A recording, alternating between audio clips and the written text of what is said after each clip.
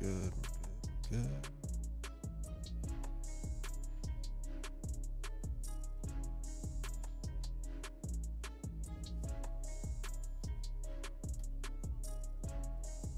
Okay.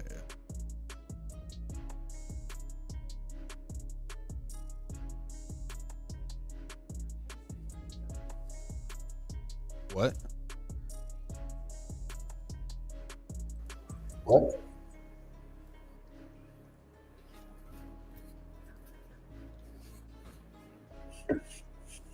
Got to do that. God damn it.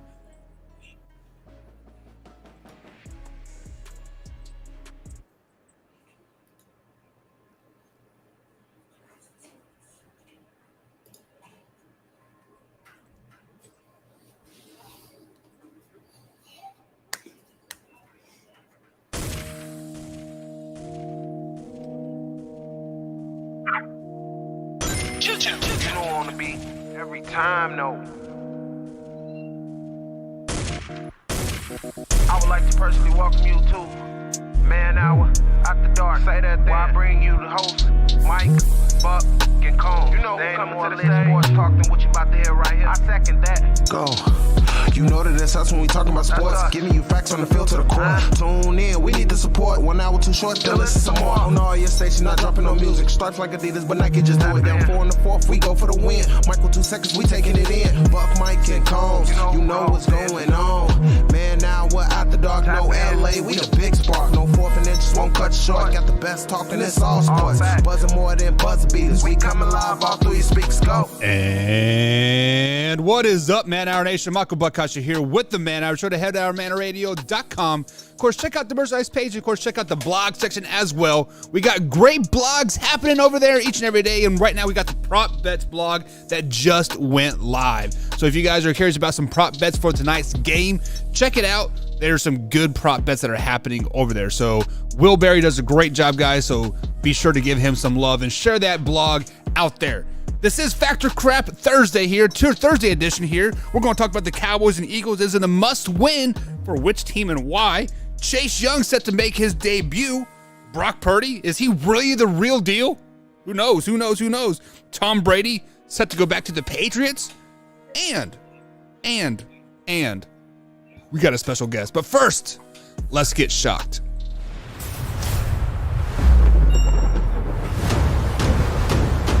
What's up, Man Hour Nation? Look, you know what's, I'm going to go on a little rant here. I am tired of these refs deciding games. Let's take the Commanders and Giants, for instance. The guy is lined up at the goal line, checks with the ref, cool. Checks with the ref again, cool. And right before the play happens, this is where it really messes with me. And I'm starting to think that these refs are doing this on purpose. If you look right before the ball is snapped, he's already got his hand on the flag. After the receiver has checked with him, I think it was 3 times. And then right before the ball is snapped, he's already got his hand on the flag. Ball snapped, boom, penalty. Cost the Commanders the game. This is something has to be done. It's starting to feel like the NFL is rigged at this point. So, and that's the way the whiskey goes down.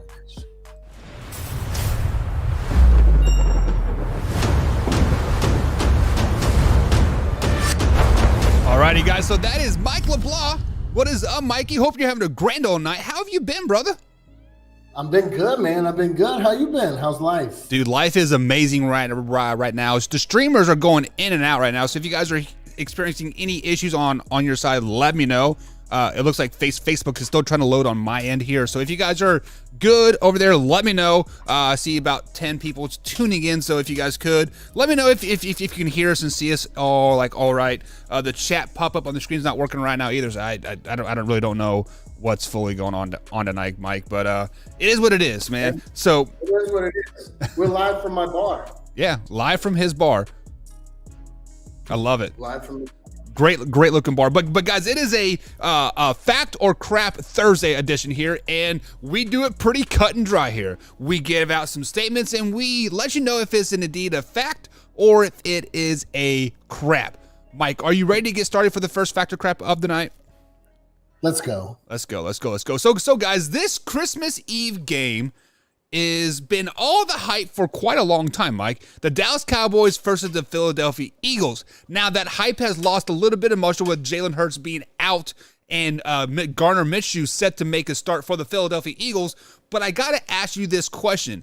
Is it a fact or is it a crap that this is a must-win game for the Dallas Cowboys moving forward? I'm going to go with crap. Right? It's not a must-win for the Cowboys. I'm a Cowboys fan. So we've already secured the division, or not the division, excuse me. We've already secured a playoff spot, right? So are we going to catch the Eagles for the division? I don't think so, right? If we win, still the Eagles have to lose out. And it's a realm of possibility, right? If they just choose to go ahead and go with Gardner Minshew for the remainder of the season and let Jalen Hurts rest up for the playoffs, it's a possibility at that point. But is it a must-win game? I'm going to say crap. No, it's not. It's not a must-win game. And I wouldn't be surprised. I would not be surprised if we start resting players because I don't think we are going to catch the Eagles for the division. Yeah, and I kind of got to jump on that same boat as you right now, just like what you said, is the Eagles win one more game, they have that number one seed locked up in the playoffs, and they play, I believe it's the Commanders and the Cowboys, and then they got an easier game right in the middle. I can't remember exactly who it is because my internet's acting crazy right now, but I feel with Gardner Minshew at the helm, they can win one game of their next three. There's really no problem with that. And the Dallas Cowboys can't go any higher than the fifth seed either, and that's exactly where they're at right now. And it is going to take a miracle for the Commanders or Giants or the Lions or the Seahawks to even catch them at that 5 seed. Pretty much impossible. Let's just say that because good. It really is. I mean, look, the Eagles have left. They still have to play, obviously, the Cowboys this weekend, and then they play the Saints. Even with Gardner Minshew in, I think they take the Saints. Yeah. The Giants are starting to fall apart. So I think even though the Giants won against the Commanders on Monday night, it was with the refs' help. The Commanders should have won that game. Right. So I have to agree with you. This is a crap 100%. And the only reason why we're not sitting players now like Micah and Dak and Zeke and Tony Pollard and like all those boys is because this is a divisional game and then all the hype like et cetera. And we're still we're 3 weeks away from the playoffs still. So you don't want to sit them too early. You don't want to build rust and then, come out in a dud and the Cowboys do. I wouldn't be surprised if they played a half or 3 quarters and then at the end of the game, regardless, they start sitting people. Because you don't want to risk injury going into the playoffs. And the Cowboys are already starting to mount a whole lot of injuries right now going into the playoffs. So you kind of want to limit some of these players' snaps, especially going into the playoffs. You've already got it secured. So why? So let me ask you this question here. You as a Dallas Cowboys fan, I have been on this bandwagon all season long saying that they are the best team in the NFL. ESPN has them number 1 at their power ranked index, meaning that they are the best team out there. Maybe not the best clicking team right now because they have those Eagles there, but they're the best overall team. Do you think the Dallas Cowboys legitimately have a Super Bowl caliber team right now and they can make a Super Bowl run if healthy? 100%. I really do. And Buck, from previous shows and previous seasons, I'm always like, hey, we're 8-8, or we're going to be 9-7, or 10-6, right? I've always been a realist. Right. I really believe a healthy Dallas Cowboy team, if everybody gets healthy at the right time, I really believe the Cowboys can make a deep playoff run and possibly get into the into the Super Bowl. And here's why. Let's look at the NFC, people that are in the playoffs right now. Minnesota, What did Dallas do to Minnesota? They whooped that ass. What, 40-some points, right? Yeah. All right. So we got the Eagles coming up. I think with a healthy team, the Eagles don't match up with the Cowboys defense. I mean, they played close against the Colts, the Commander. Their last 4 games have all been close. It's not really been like a giant whoop ass. Now we can go to the Cowboys and say, yes, the Texans, they played like crap and won that game. And then Dak or the Noah Brown miss that resulted into an interception. We lost that game against the Jags. But when Dallas is firing on all cylinders, 100%, they are probably the best team in the NFC. Yeah, I mean, just not the NFC, but I go further than in the NFL. They are the most dangerous team. Yeah, if hard. clicking. So, Mike, let's go ahead and go down this rabbit hole since we're in the playoff talk here. We have 9 teams battling for the final 3 spots in the NFC. Basically the division winner of the NFC South is going to get the 4 seed in the end with the losing record 7-9, more than unlikely. So that leaves a 6 and 7 seed basically battling out between the Commanders, Giants, the Seahawks, Lions, and the Packers in the end. So out of those five teams, give me the 2 teams that you think are going to be in the 6 and 7 seed going into the playoffs here in a couple weeks. Oh man, that's hard. It's hard because the Giants and the Commanders both still have to play the Eagles and the Cowboys. Right. So I want to say the Giants playing the Eagles again is a loss because they play them the last game January 8th. But maybe it is a win for the Giants because the Eagles have already locked down the first place in the NFC and they have the bye. And the Giants win that game. So the Giants don't have to play the Cowboys anymore. So and the Commanders still have to play the Cowboys. So I don't know if Giants or Commanders. I would more likely say Giants get that number 6 seed. And I think the Commanders fall out. And I think the Lions come in for the number 7 seed. Wow. Like how does that sound or taste coming out of your mouth? Because the Lions have been so bad the last couple years, and then all of a sudden, boof, playoff team, maybe even a playoff win. Like, really? Like, come on. Yeah, I believe they could probably get a playoff win because they'll probably play. They'll probably play what, Minnesota, right? Yeah, it would be between the Vikings and the 49ers, whoever decides to win more games than they lose, right, moving forward, because I believe they're both sitting at like 10-4 right now, right? Or no, the Vikings are 11-3. I don't remember, but I think the Vikings are sitting at 2 right now and the 49ers are sitting at 3. And the Lions, you know, it is always hard to beat a team 3 times in a season, right?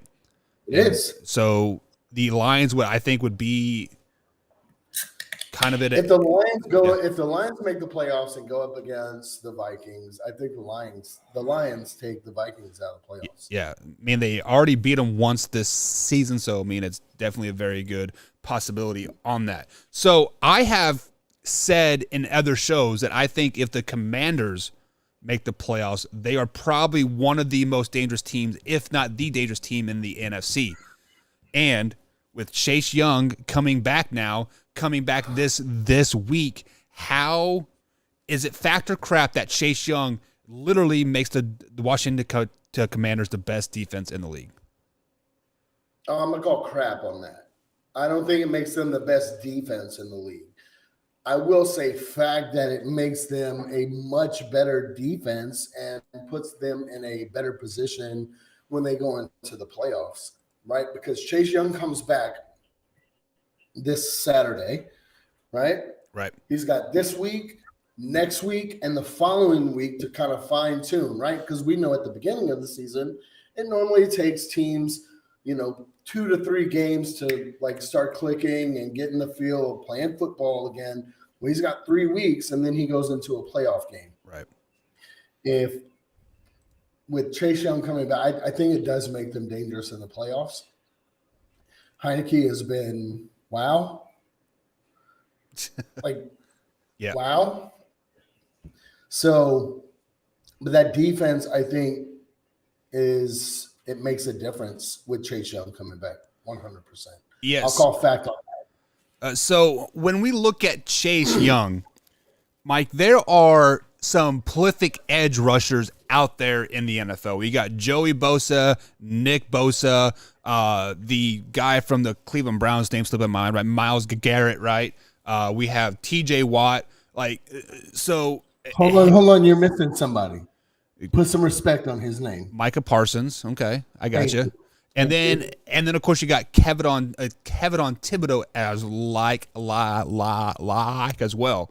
And so when we put all those names together, those are all NFC teams except for Joey Bosa, right?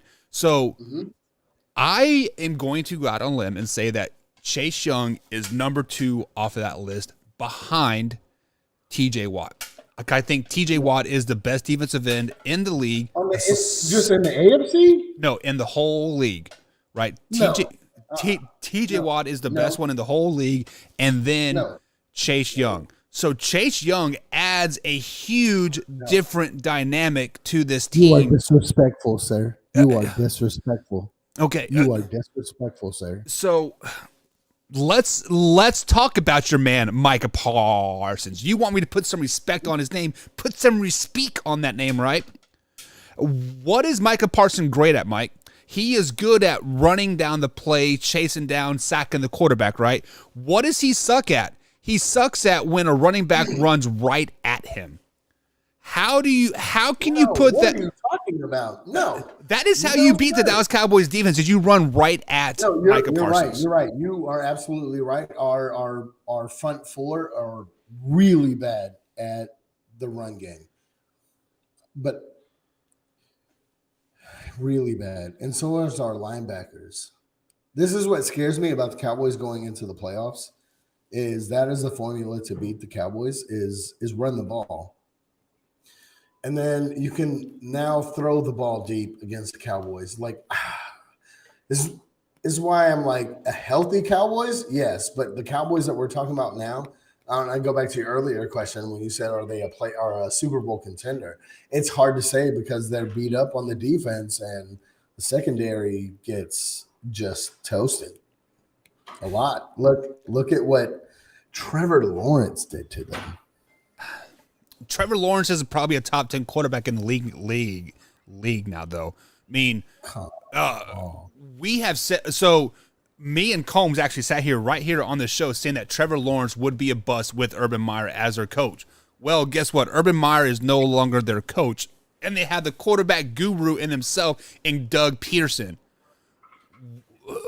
Mike, who was the Philadelphia Eagles coach when the Philadelphia Eagles won the Super Bowl with Big Dick Nick? Doug Peterson. If Doug Peterson can make Carson Wentz and Big Dick Nick MVP Super Bowl winning quarterbacks, what is he going to do with a talent like Trevor Lawrence? I mean, come on. You're right, but I'm not calling him a top 10 quarterback this season. Well, I'm not saying this season, but I'm saying like probably going into next season, about week 3, week 4, he will be a top 10. Maybe. Just depends on what they do in the draft. They got to put some weapons around him. Christian Kirk, that's all you need. No, that's not all you need. Mr. $80 million himself, right? So we see Drew popping in the chat here. He says, I'm coming in late. Who is your guest speaker? Guest speaker? This is the OG. Drop your name, Mike. Let's go. Drop your name. Tell him who you is. Huh? Tell him who you is. Come on, man. It's the OG Mike. It's the sexy motherfucker on the mic. I don't know what you're talking about. So, Drew, Mike and I started Man Hour July of 2020, 2021. I'm not for sure. Yeah, so it was about 2 years ago. During COVID. Yeah. So it was 2020 when we started it. Because I actually just got laid off from my job. I'm like, hey, let's do this full time. Yeah, you Yeah, had I was some group that I was a part of, and you Yep. posted like, "Hey, anybody want to start a podcast?" Yep. And then I was like, "Hey, yeah, I want to do that." And Yeah. then that's when Man Hour started. Yep. Mike actually came up with the name of Man Hour. So, Good, yeah. I did. It was kind of a playoff of the Man Show from back in the day because it was actually just going to kind of be like a chill, talk a little bit about man stuff, then some sports, and then it kind of just turned into strictly sports. So, but We should take it back to like in the first segment is talking about man shit and dad shit, and we should take that back, especially during the off season. yeah, we'll definitely Don't worry, I'm definitely here. talk I'm about back. that. So Drew says I'm here if to stay. if it weren't for Parsons, the Cowgirls wouldn't have a defense. Really?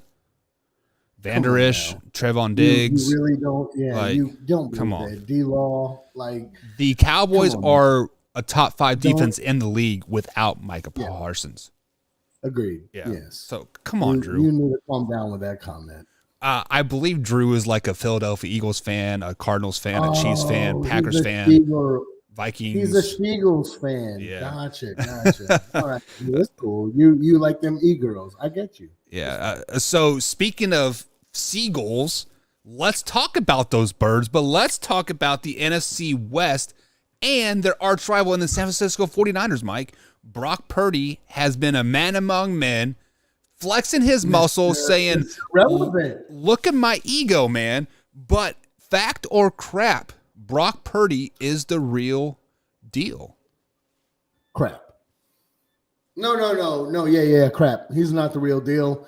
Look, you're seeing the same thing that happened with Cooper Rush, right? When Cooper Rush came in and filled in for Dak, they went 4-5 and lost to the Eagles with a backup quarterback. Yeah, that's right.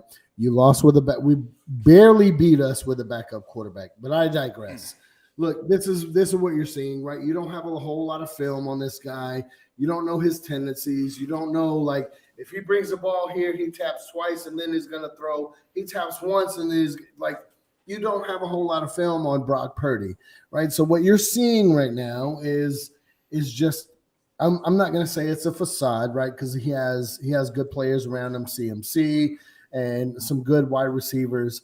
But once you start getting film on him, these defenses are going to start keying in on certain things and like that, right? You'll see Purdy. I bet you this is what's going to happen, right?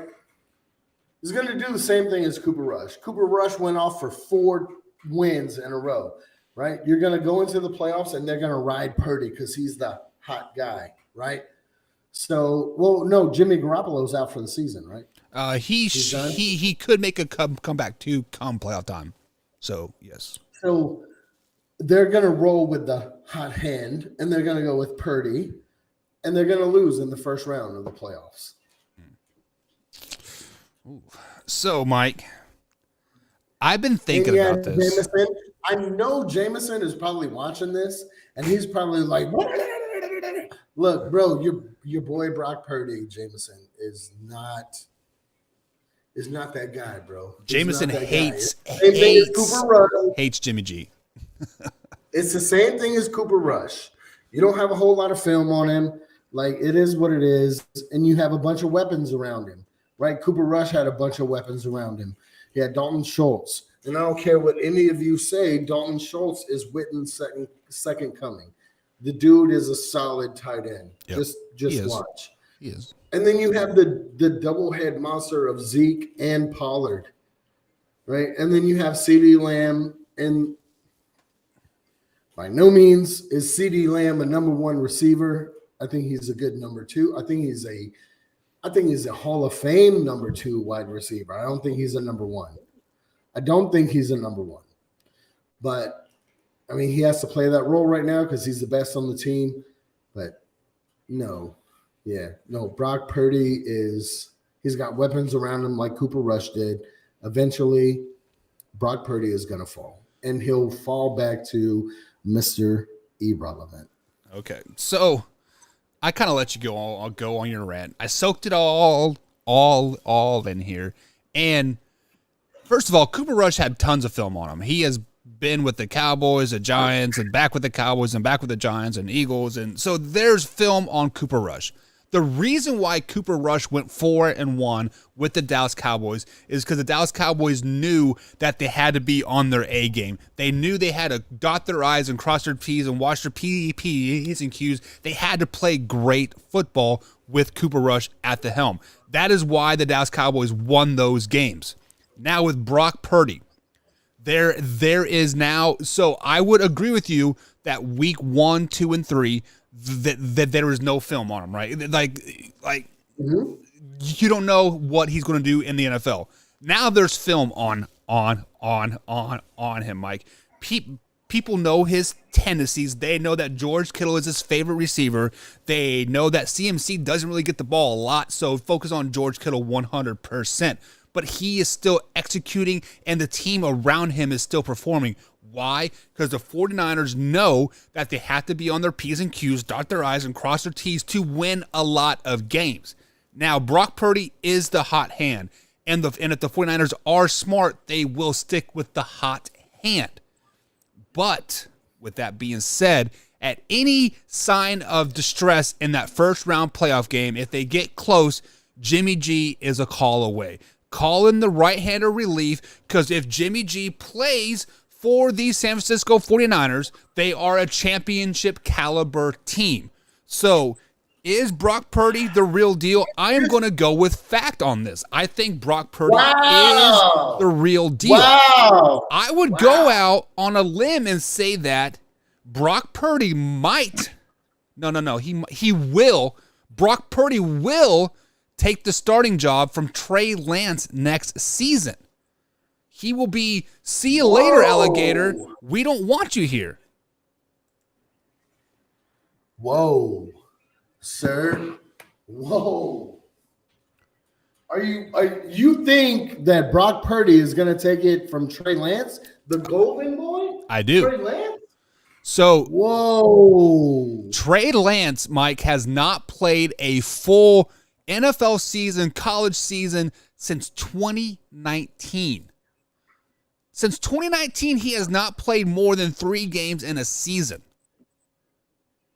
At least with Brock Purdy, you know what you're going to get with Brock Purdy. You are going to get a quarterback that is nice and steady. The team loves him. He brings great swagger to the team, and they're going to win a lot of games. Jimmy G has kind of taken him under his wing. Jimmy G knows he is gone out of San Francisco after this year. Jimmy G knows he is going on to greener pastures, whether it be the Jets, whether it be the Houston Texans, whether it be the Denver Broncos, the Green Bay Packers. He knows that he is going to go somewhere and probably win a lot of games. So, yeah, Mike, I think Brock Purdy is the real deal. Fact that he is the real deal. I don't think so. Why don't you think? Like, is it because he only has 4 weeks and four wins, or? Dude, he was the last pick in the draft. It's a reason why he was the last pick of the draft. Because people overlooked him. Skylar Thompson for the Kansas State Wildcats, now a Miami Dolphin quarterback. People overlooked him. Skylar Thompson is going to be the future quarterback in Miami over Tua probably next year. He's a back. What? Yeah, Skylar Thompson's the man, dude. He is better than your dude from Texas, Mr. I'm going to be 28 and still playing college football. Who? Your boy that went to the Colts, Sam Ehlinger. Sam Ellinger's not 28. What are you talking about? He is old as balls, dude. Sam Ehlinger's old as balls. No, he's not. Wow. So, hey, calm down. There was another player, Mike, that went very late in the draft, and that is old as balls, and that is the GOAT himself, Mr. Tom Brady. He is struggling this year with the Tampa Bay Buccaneers. They're 6-8 this season, and somehow, someway, they're probably going to make the playoffs, and he's going to probably win another Super Bowl with the losing record, and we're all going to be like, oh, he's the greatest quarterback ever. But, Mike, after this season with the Tampa Bay Buccaneers, do you think that he will retire or go to a different team? What do you think? What do you think Tom Brady's future is? Ooh. No more Giselle. He does got a hot girlfriend now, though. I think he plays another 2 or 3 seasons. Oh my god! But I don't think it's with. Ooh, excuse me. I don't think it was with Tampa Bay. Where do you think he goes? I could see him in San Francisco. I could see him in Denver. And honestly, hear me out before you say anything. Just hear me out. Dallas Cowboys. Huh? If Dak Prescott does not do anything this season, we cut Dak Prescott and sign Tom Brady. Wow. And Tom Brady leads Tom Brady has everything, right? Just like he did in his first season with Tampa Bay. He's got receivers, he's got tight ends, he's got running backs, he has an offensive line that could block. Tom Brady could go to Dallas and win a championship. See, I see what you're saying. It makes sense on paper, on film, etc. You have a great defense. You got a pretty good offensive line. You got the receivers. You got the running back. You know what they're missing, though? What's that? They're missing a coach that knows how to fucking coach. Mike McCarthy is the worst coach in the NFL. If the Cowboys, I really think if the Cowboys don't make a deep playoff run this year, Sean Payton is the next head coach of the Cowboys. I think either way, Sean Payton's probably the next Cowboys. I don't know, because if Mike McCarthy takes them to a Super Bowl, like how do you explain to fans and just in general, how do you explain firing a head coach that just won a Super Bowl to hire Sean Payton? Jimmy Johnson in 1996, right? Yeah, but Jimmy Johnson left. Well, because him and left. Let's use those air quotes very loosely. Yeah. Him and Jerry couldn't get along. Jerry wanted all the credit and didn't want to give any credit to Jimmy Johnson, which us real Cowboys fans know. Jimmy Johnson is responsible for those 3 Super Bowls. Even when, and I say 3 because the third one was under Barry Switzer, but that was the team that Jerry Johnson put together. Yeah. Jimmy Johnson. But Jimmy Johnson. Yeah, so correct me if I'm wrong. Wasn't Sean Payton the head coach and general manager of the New Orleans Saints? No, I don't think he was a general manager. You don't think so? Just a head coach. But I feel like Sean Payton can have his choice of jobs, right? He can pick and choose where he wants to go. And I think he is going to want that general manager role as well. Do you think Jerry Jones would be willing to give up? I guess Jerry Jones isn't the general manager anymore, like it's his son. But do you think his son would be willing to take a step back for Sean Payton? Stephen Jones, right? Stephen Jones. I mean, you would have to. Stephen Jones would have to. But here's the thing. Jerry Jones is still owner and GM, right? Right. Stephen Jones is a advisor, I guess. Whatever. He has been kind of the leader of the draft, and he's been doing very well the last few years. Yeah, yeah, he has. We've drafted very well. And I don't mean to turn this podcast into a Cowboys podcast. I don't care. But I mean, it is what it is. I mean, the Cowboys are America's team, so you best all team in the should NFL. love that we're talking about the Cowboys. So, but if Sean Payton comes on, I think Sean Payton wants a GM, not Jerry, right?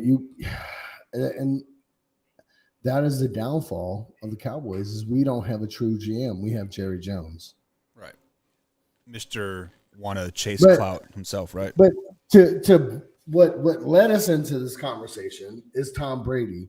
I do think he has another year or 2 left in him, but whatever team he goes to, it has to be a team that is it's going to be a team that is ready to win a Super Bowl.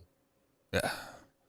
Well, first of all, the Denver Broncos are a quarterback away from being a very, very good team. However, they are married to Russell Wilson for $245 million guaranteed money for the next 4 years. The San Francisco 49ers have Mr. Irrelevant, Brock Purdy, and Trey Lance, and Jimmy G all at the helm. So they have their choice of quarterbacks there. And then you possibly have Green Bay and Aaron Rodgers that might want to go to Green Bay or Las Vegas or wherever, right? So I would not be surprised if now that you brought that up, I would not be surprised to see Aaron Rodgers in Las Vegas next year. Yeah, and for whatever reason, the Vegas ownership hates Derek Carr, and I don't know why.